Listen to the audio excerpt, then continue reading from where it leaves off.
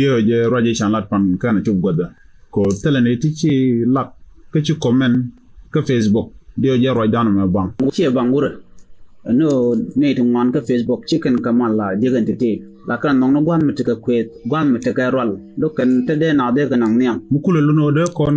roj ka roj ni ko da jende ko lingo nga to je dong me kon roi ka rani ko de dong de kan ling do no na nga jo dong te me de to kan ko tel mo gwa man kan na tan da lo kano de ke tek de ne gen tek jen chikana goro de kan roj mu gwa me de na nang nyam de kan go lo kana no jen ta chiang kana lo de chu tele ram ku je chier ki ku je kele gana me ki ku comment gaman na chalat ki be jaga jawo gon ko ken ura pele je ura malad mon te me ga inga tan chicken ling e kan goro tam la chi te ka kwa da babu nan goda na tan la te ga nan te ne kon cha goro de je ling ka chi ran ma bo de ram mi de ran gwam la chi te ga babu nan go kana kwa pele ngoma ram ku chier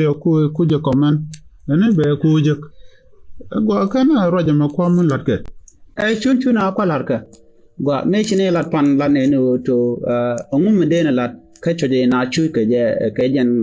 gwa nya ja me mi chene to ngwana ka ne cha ka jo jan tam re wini tela gwa to go de te ten ga te re pini ok te re pini tel gwa de go to na ten chang kwa ne cham go point dang ne jan ngum me de ko no ko la char ka kwidien cha chine la de ne wo de na de ka ben re ke de ko ne cha ku la do yen ne la gwara ko ne dire kwi te ke ne kun de ne dialati te la na tene de ko gwa dan dien a charo charan dien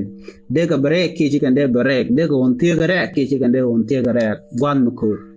je ro dan mu ku je che ke ku comment ke ku je la ga ne ba kwa mu go ri ko bi ne yen cha mu to cha nong no yen to me dun ko do bi ai che me mu gwam de na nang niam bi ja pal la bi jin ja bang ko wang do tum